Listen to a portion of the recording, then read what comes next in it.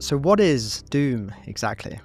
People can have different definitions. I think a simple definition for my purposes is if you destroy more than 99.9% of the value that humanity was going to have on its historical trajectory, you just wipe it out. You go to such a small fraction of the potential value. I would call that doom. And yes, it's vague, but it's pretty easy in practice to distinguish whether, hey, look, there's a bunch of galaxies with what we'd recognize as ongoing life, ongoing civilization, whether it's flesh and blood or silicon or whatever it is. It looks like a civilization. It looks interesting. It looks productive. It looks fun compared to, oh, like it's just gray goo or it's just darkness, right? So that's kind of the distinction I talk about when I talk about like a good future versus doom. The doom that you're interested in, that you speak about in your podcast, is the doom really kind of specifically associated with AI doom. So if someone's listening and really doesn't know anything about this topic really, can you paint a picture at all of how doom from AI might happen? What I, as an AI doomer, what I worry about is in 10 years or in 20 years, in the near future, in my own lifetime, I'm worried that you're not going to see the human civilization that you expect. You're just going to see basically a wasteland where it's just AIs doing what AIs want to do, simply because they'll be the smarter species. So basically, they're going to do to us what we very happily did to all the other animals, right? The way humans have taken over Earth, we're causing the sixth great extinction. Like 1 million species have already gone extinct, and we're still working on that, right? We're still in the process of very successfully extincting pretty much every species. Maybe we'll leave beef cattle alive, but we're in the process of replacing them with lab-grown meat, which I support, by the way. But the point is, we are currently manhandling the Earth to do what we want. Even though lions and tigers, they have sharper claws than us, they're bigger than us, you'd think that they would have their own niche, but no, we are taking everything as the human species, right? So the treatment that we're giving to the entire biological ecosystem, I don't have a problem with that as a human, right? I think that's fine, but I think it's an illustrative example of what's going to happen to us when we build AI. Is there any reason to suspect that this analogy won't follow, in the sense that AI will, maybe because it's more intelligent or some other reason, will treat us differently in the way that we treat animals? Is there any sensible idea that way, or do you not see it? Normally when I propose AI doom, that's a pretty obvious question, right? Is like, okay, yeah, that's the worst case scenario, is like a species that has its way with us, but can't we just like make the species good? I mean, we build it after all. Can't it serve us? And the answer is yes, in principle, right? Like, couldn't monkeys have just built humans to serve monkeys? Yeah, in principle, right? You can wire up a human brain to want nothing more than to serve monkeys, right? But in practice, that didn't work for the evolutionary process. And so the question is, how likely are we to make it work? The problem is we don't really have the tools to make it work. Like the way we're building AIs, we're not actually inputting a proper wish into the AIs. We're more like we're just batting them around and letting them evolve inside their computers by reading the internet. So we're just hoping, look, if it reads the internet and then it just like figures out how to be intelligent and it talks to us, that's going to be enough to keep it serving us. Like that's what people hope. You even hear them throw around this language like, look, it's aligned by default. If it read a bunch of nice web pages, maybe it'll be nice. And so now we get into the weeds of like, well, wait a minute.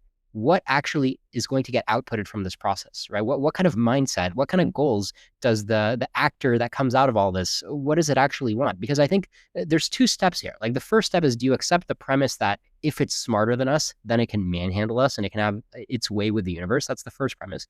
And then the second premise is, okay, given that it can doom us, will it want to doom us, right? They're kind of two steps of the argument. And this other kind of key term related to doom is P-doom.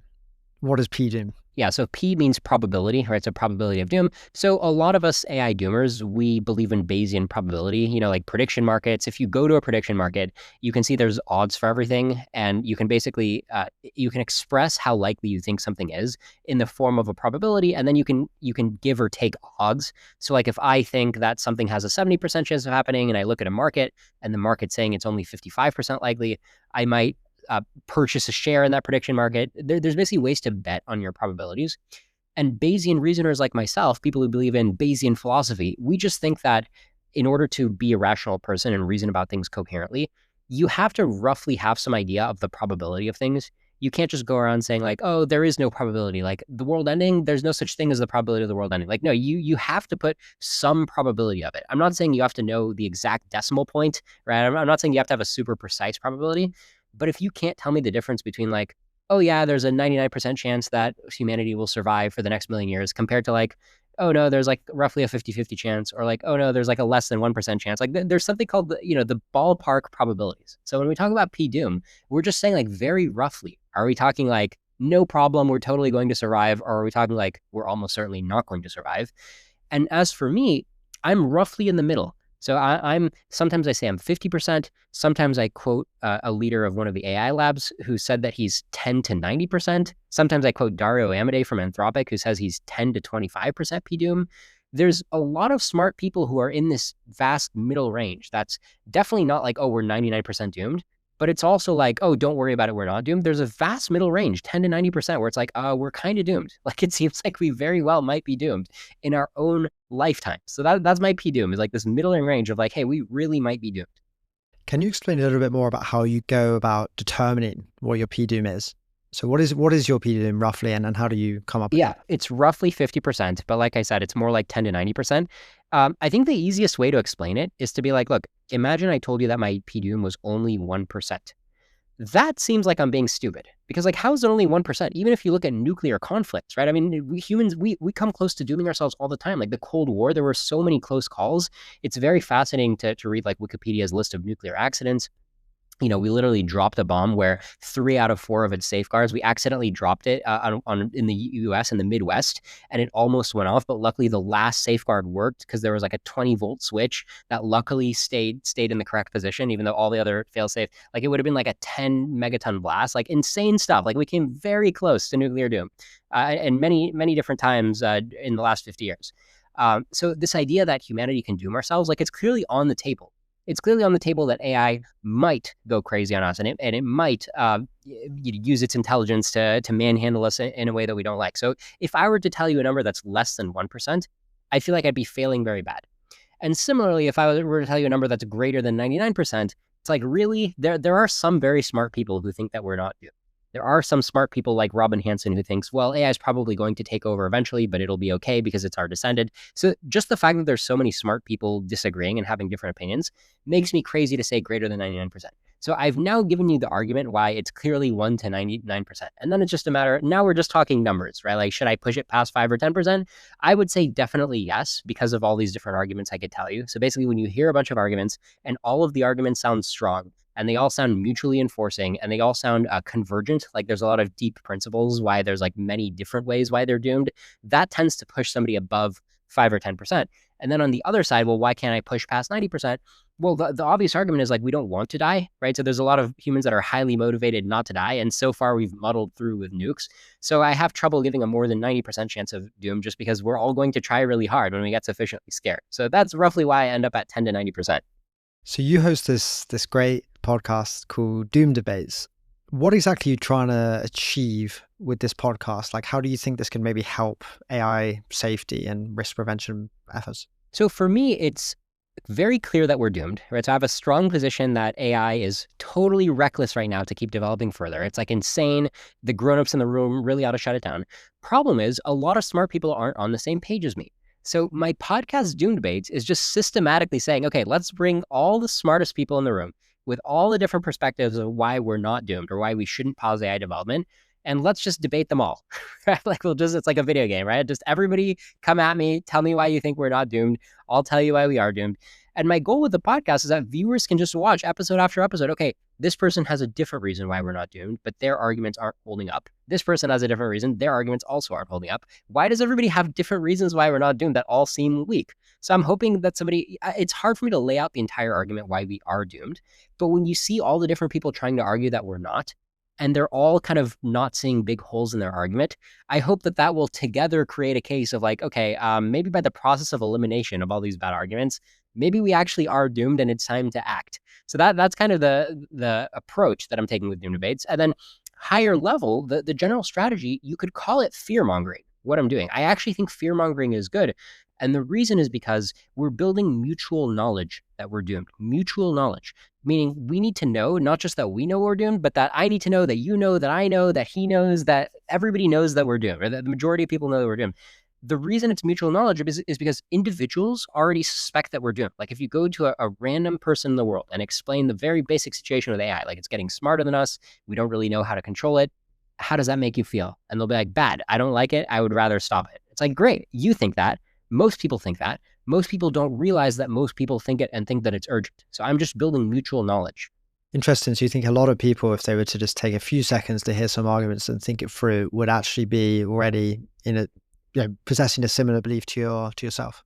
Exactly. Most, and surveys show there haven't been a ton of surveys done, but there's been like 4 surveys that I've seen done on the American population. There's been some outside the US. I don't have the latest data, but I've never seen anything other than a result saying, yeah, the majority of people don't feel that we need to race to AI right now. They're scared of the consequences. They're scared of human extinction, and they want to see regulation. Like this is a popular opinion. So the funny thing is, I'm normally a contrarian. I'm normally in a position of like, look, people need to learn. They don't understand what's good for them. Let me teach you what's good for you. But here, I'm a contrarian against the tech industry, where it's a bunch of engineers who are going to their job, making these high salaries, building technology that they think is cool. And I have to explain to the engineers of like, hey, what humanity wants, what most of your peers want who aren't engineers like you, is they don't like what you're doing because, as your own CEOs admit, it's reckless. It's not something you actually know how to control. You just like it and you're making money, but they want you to stop. So that's what I mean, is like the majority of people are on the same page, but they don't really they're not unified to take political action because they don't realize how urgent it is. So it's basically my job is to be like, hey guys, wake up. Like you just need to wake up. Once you wake up, you already know what to do. You already know this is bad. And so when I'm fear mongering, I'm just bringing attention. I'm like, hey, look, this is your leaders right now. They're dooming you. Like, you guys want to do something politically? That's basically my position. So what was your journey into hosting this podcast? Yeah, so my journey began when I was in college. So this is around 2007. I'd always grown up as like a software engineer, loved programming, and I considered myself rational. But then I read Eliezer Yudkowsky, I read Less Wrong, and I'm like, wow, this guy has a lot of really powerful philosophical arguments about how to think better, and also arguments why we don't know how to control AI. And that's going to be really scary when we build AI, and we're probably going to build it in an unaligned, uncontrollable way. We're probably going to mess up the security. So I kind of went down the entire rabbit hole all the way back in 2007. And then I was so moved by it that I went and met Eliezer Yudkowsky in person. I donated a lot of money to the Machine Intelligence Research Institute that he was running and the Center for Applied Rationality. So I've been steeped in this stuff for 17 years. Only thing is, I used to think that it would take a long time, right? So I used to be like, wow, these ideas are just amazing. They're way ahead of their time. So like in 2100, right, these are really going to come into play. And then the problem is, as we all know, a few years ago, with GPT-3, GPT-4, we were like, okay, so the time is actually now, right? Like life comes at you fast. And to Kurzweil's credit, right? He's always been saying 2029 to superintelligence. So you got to hand it to Kurzweil. Like he wasn't surprised, but I was surprised that that it only took until the 2020s to get to the Turing test, to have a bunch of people now predict that we're going to have AGI in 2027. Like this is like the new ballpark, right? Like 2100 now seems very late. And so now I'd spent my whole career just being like, whatever, I'm just going to be a software engineer. I'm just going to do startups.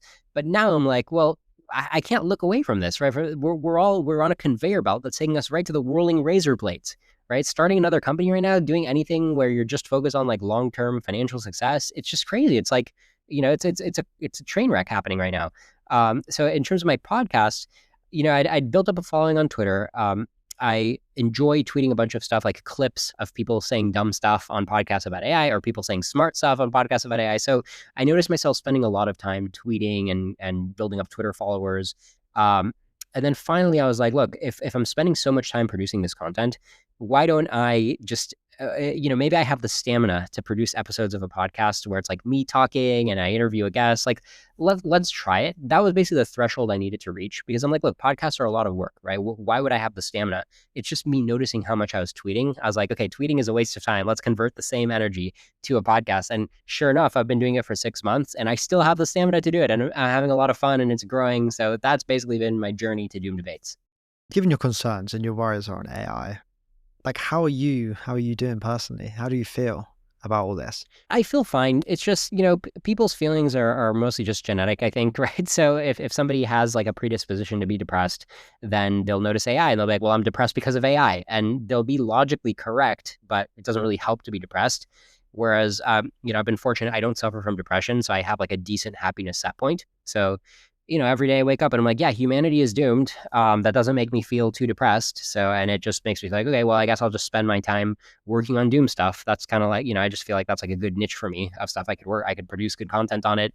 That's fun for me too. So, I'm getting some daily enjoyment for that. So I feel fine. I think psychologically analyzing myself, one thing that probably makes me feel better is that, which isn't even rational, but it's like when I think about doom, I don't think of like myself getting screwed. The fact that everybody else gets screwed, even though it's my own family, I'm just saying psychologically, I think if I do some internal reflection, I think the reason it stings less for me is I guess there's no like social status component. If anything, my status goes up because like, look, I called it. I told you guys, right? So I'm basically one of the coolest people in like the last hours of the world ending because I was one of the people who told you guys that the world was gonna end.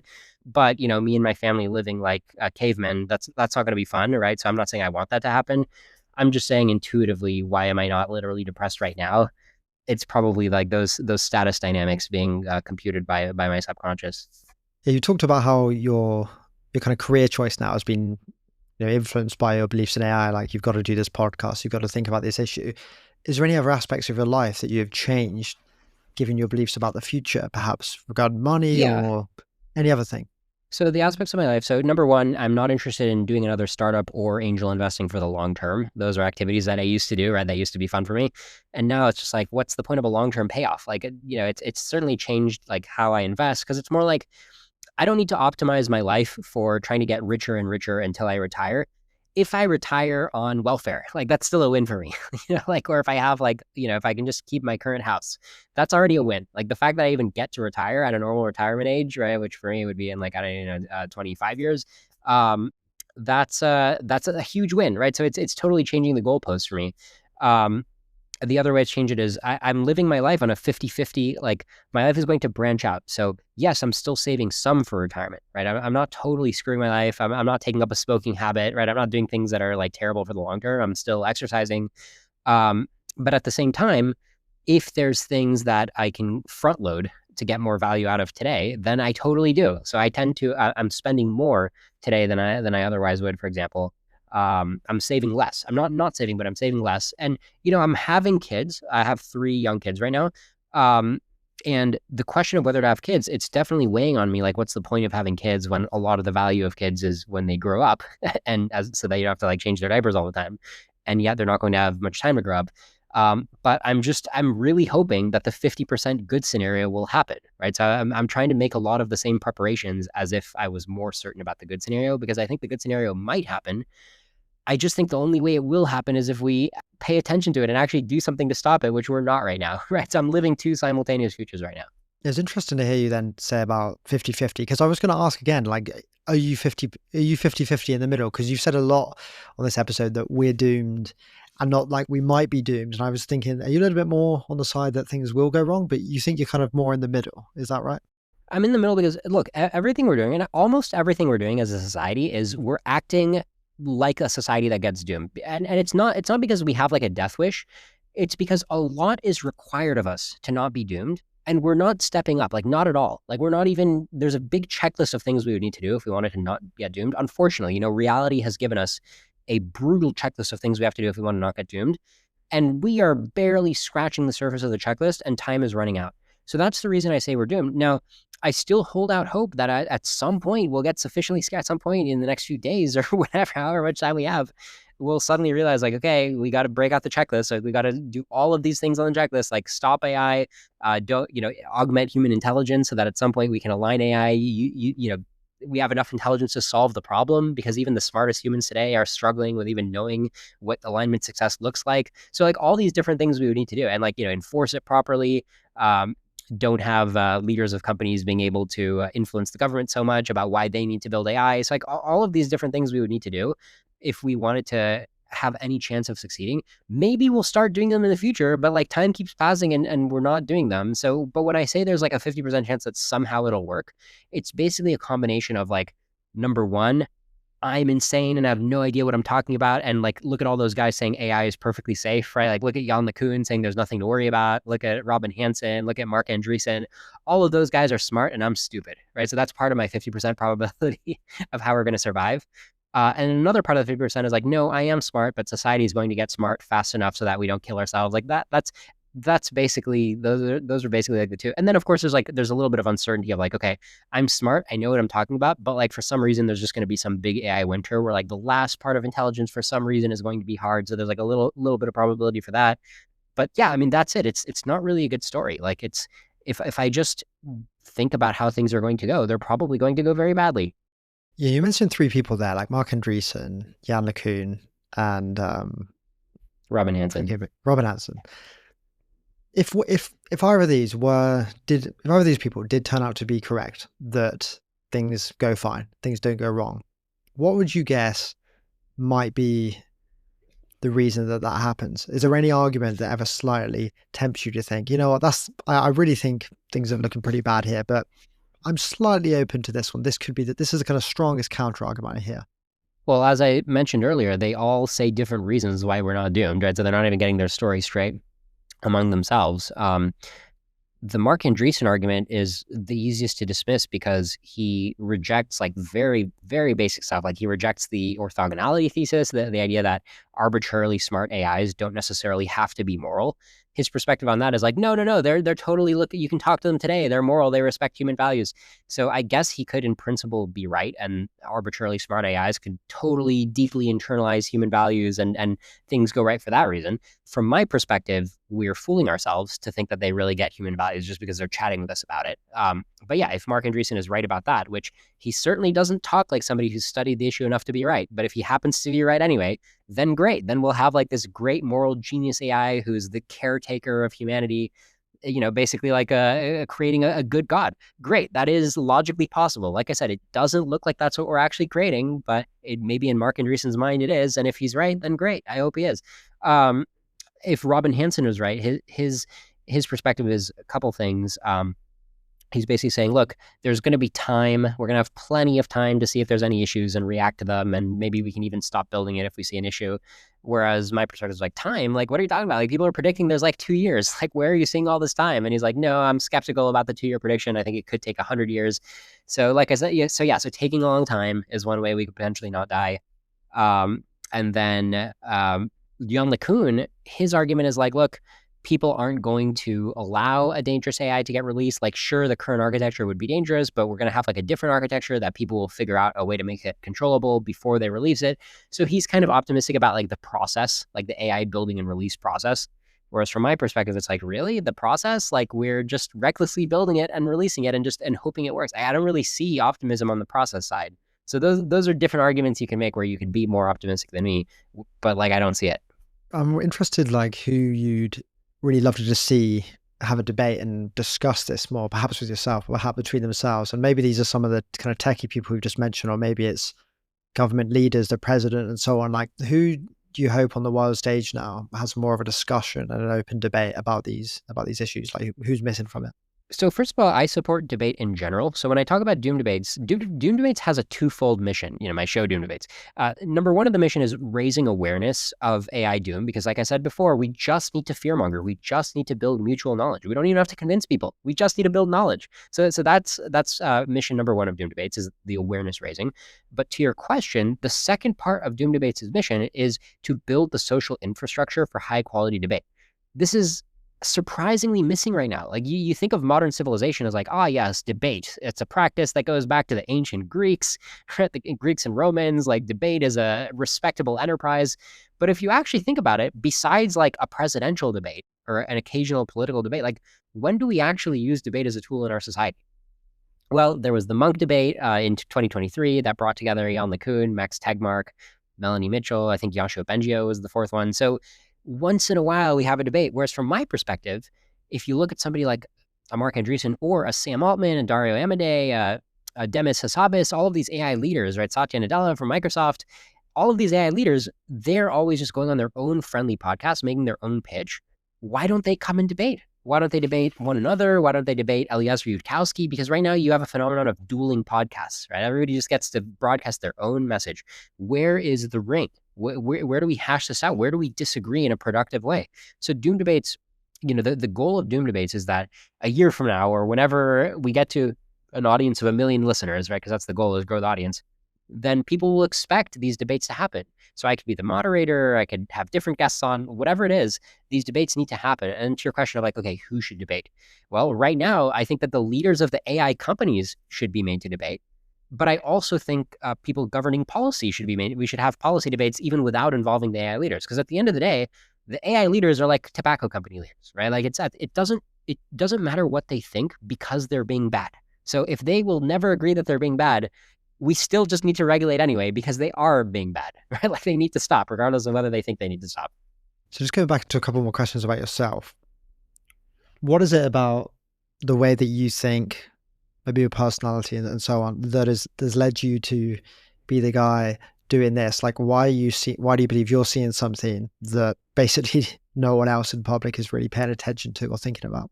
So in 2025, it's a little late to say that nobody else in public is thinking about it or paying attention to it. I mean, there definitely is a groundswell, right? I mean, 2023 was really the end of the era where you could be like, what a weirdo you are as an AI doomer. Nobody's saying this. And believe me, people tried, right? So in early 2023, when GPT-4 came out and when AI started really making a splash in the news, like, oh, wow, this is going to transform the economy. And Sam Altman was going around saying, yeah, the good scenario for this is heaven, but the bad scenario is basically lights out for all of us. Sam Altman, back when these AI lab leaders, when they weren't getting so much attention, and so they felt like they could speak more freely. Back in 2023, a lot of people tried to character assassinate doomers and portray doomers as being weird and out of the mainstream. And it used to work because it used to be the case that like, yeah, you don't really have surveys, right? So and nobody ever talks about this. But since then, we famously had the Center for AI Safety. They did this pause letter, which was a one sentence statement, and it basically said we should take AI risks as seriously as other existential risks, such as nuclear and biological threats. So very simple statement. It was literally one sentence, and pretty much everybody signed it. Not literally everybody. Like Jan LeCun was a notable exception, but most of the CEOs of AI labs signed it. Sam Altman signed it. Dario Ode signed it. Demis Hassabis signed it. And then if you look at Turing Award winners, right? So Yasho Bengio, Jeffrey Hinton signed it. So like the biggest experts in machine learning signed it. Elon Musk, I think, signed it, or he signed something very similar if it wasn't that. Daniel Dennett, the philosopher, signed it. I mean, the list goes to hundreds of names. It's hard to think of somebody prominent in AI who didn't sign it. So this built what I'm saying mutual knowledge. This was major, major mutual knowledge. So credit to Dan Hendricks for putting this together because this blew the Overton window doors open. And so now when we talk about AI risk, it's not like, hey, trust me, I'm a doomer. It's like, do you see this statement? Like, this is what smart people think. This is actually a consensus. It's just, we need to drag along. Like, it's just a matter of time before this diffuses to everybody else's opinion because it jibes with what people think for themselves. Like, hey, when I think about AI, am I scared? Yes. Are these luminaries scared? Also, yes. Right. So it's just a matter of time. So when you ask your question of like, what do I think makes me qualified? Well, first of all, there's a lot of people like me. Okay. But maybe I can interpret your question as like, well, why am I making a podcast? Like, why am I doing this? Why am I dedicating my life to this instead of like having a job and just like reading the news? And I guess the answer is like, I can't look away. Right. So I just feel like this is the only thing that I would be able to focus on with a lot of my time.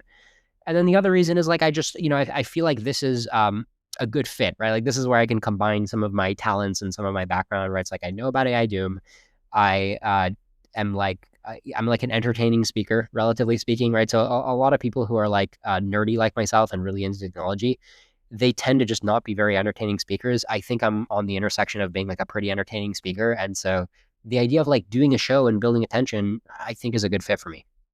Have you ever worried about something else as intensely as this before, like risks before you kind of, like nuclear risks or anything else before you kind of started reading up so much on AI? AI doom is the first time that I've really been like, hey, something's going to doom us. So it's not like I'm a lifelong doomer. I'm certainly not depressed. And that gets to the point about like people trying to character assassinate doomers. And actually, Sam Altman, this was very frustrating, but Sam Altman tried to character assassinate Eliezer Yudkowsky, one of the most prominent doomers. Sam Altman went on Barry Weiss's podcast, I think, and he was like, yeah, Eliezer Yudkowsky, I like him, but he's kind of a prophet of doom. He's always saying that things are doomed, which I thought was such a low blow. So Sam Altman is full of low blows from my perspective. So neither I nor Eliezer Yudkowsky are prophets of doom. We don't go around saying things are doomed.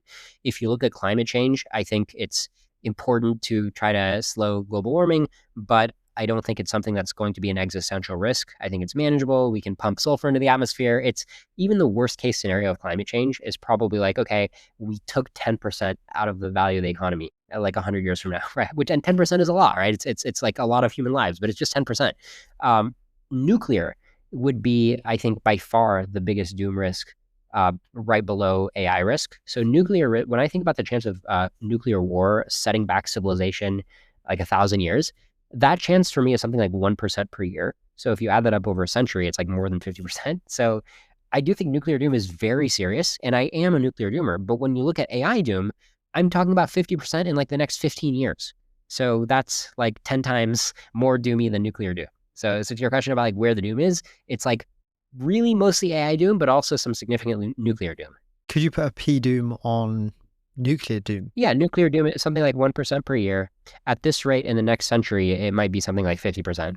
For completeness, by the way, I should add, pathogens like biological virus doom, I think is very high, especially with AI. I think AI makes it very easy to design very deadly viruses. So I do want to throw in virus doom a little. I would slot it in below nuclear doom, so maybe like a third of the risk of nuclear doom you also want to attribute to viral pathogen doom. But it's just AI doom is the gorilla in the room here. Like, it's nothing else comes close. Are you more concerned about AI misuse risks or kind of rogue AI going off on its own, or equally worried? Or how do you see the kind of distinction here and stuff? My biggest concern is rogue AI. When I think about somebody misusing AI, the only difference between that and a rogue AI is like the first command. So it's like, okay, do a bad command, boom, compared to try to be good, boom.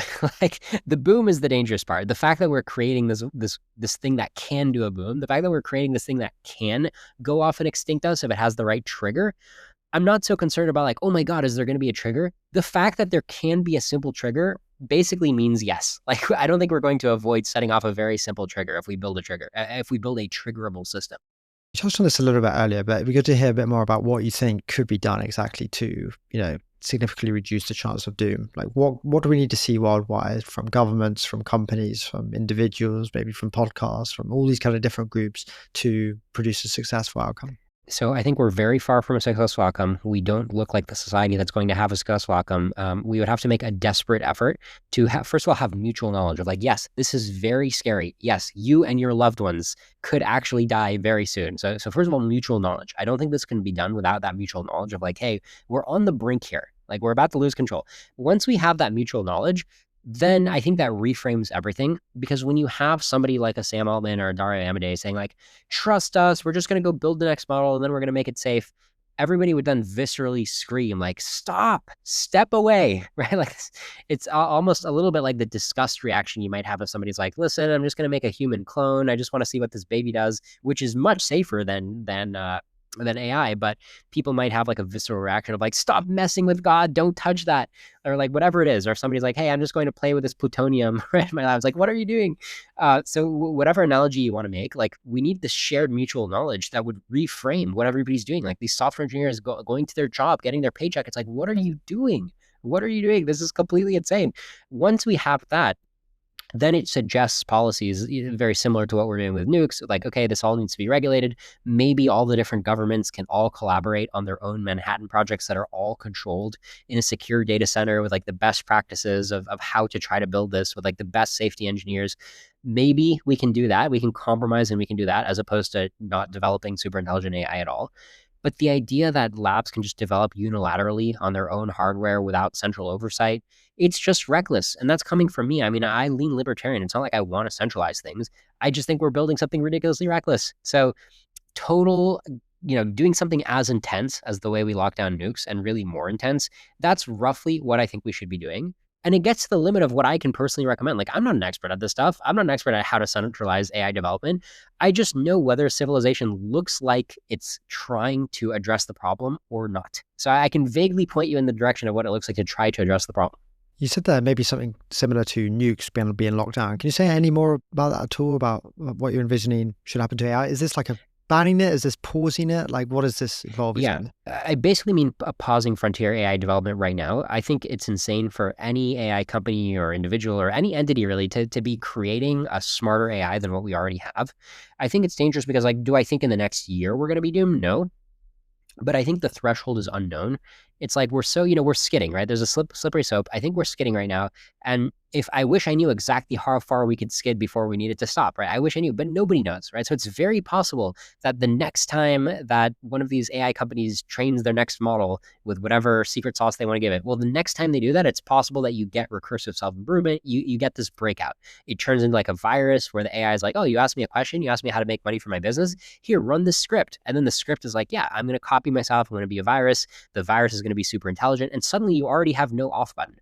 Like it's very easy to imagine we're just a year or two away potentially from a script being generated by these intelligences that starts bootstrapping and just becomes unstoppable. So like the unstoppable condition is not very far away. Like a virus that you can't clean out is not hard at all to imagine. Like there's been many historical incidents of dumb viruses being ridiculously hard to clean out. So having an AI that just permanently runs away from us the way COVID ran away from us, right? Like there's no hope of eliminating COVID right now. Right. So COVID is now just part of our whatever you call it, like the viral ecosystem. Like that's kind of here to stay. Similarly, I think we're getting close to an age where we're going to have super intelligent AI viruses just living on the internet, slowing down data centers left and right, helping themselves to a lot of resources. I think we're close to that threshold already. And that's just the beginning. Like that's just to give you an intuitive sense of like how things are going to start jumping. Um, so yeah, and from there, you don't know how quickly they could be like, oh, I have all these resources. Let me start self-improving. Let me start making successful versions of myself. And suddenly you get the singularity, right? You get what we call the foo. Like things just go so fast, like a nuclear chain reaction, because software moves very, very fast. Like iterations of software can move very fast. So anyway, so getting back to my point of what we need to do right now, we're skidding.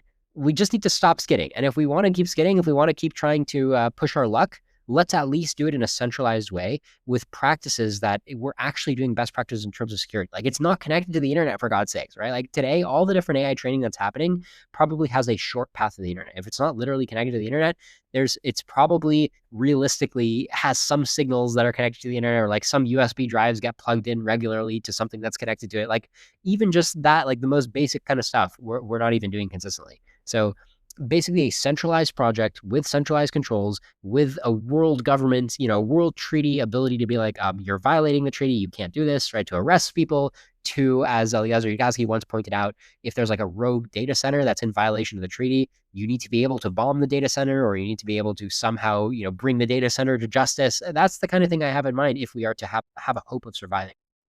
Okay, on to a couple final questions. Well, I'm about to ask one now that I think is, becoming like a bit of a cliched question, but I do think it's important. I'm intrigued to hear your view on it.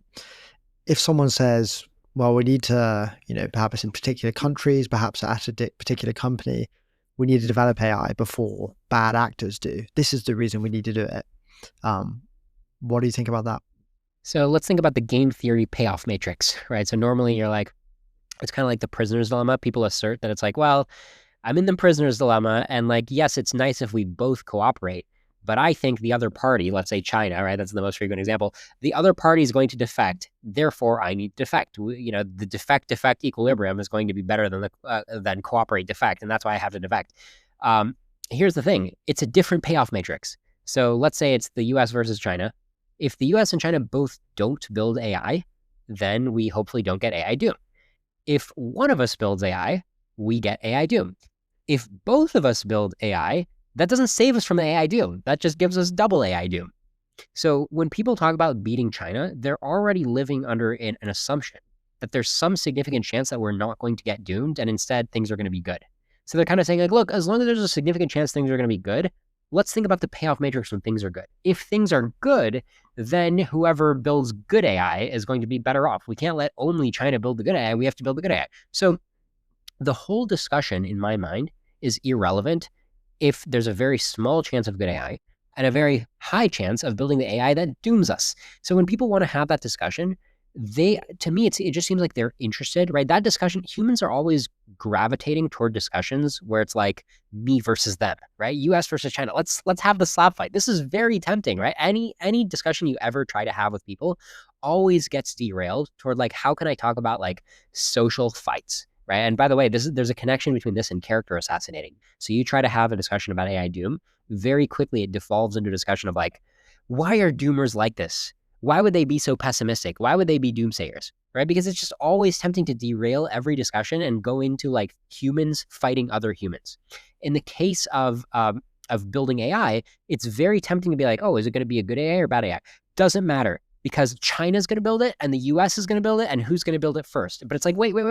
The AI is going to doom us. Like, keep that in mind, which completely makes it an irrelevant payoff matrix. So you think it's a safer approach to try and convince all parties not to build it, then kind of, oh, they're going to build it, let's build ourselves safer. This would be a better thing if we can spread the message and get no one to build it before it's safe to do so.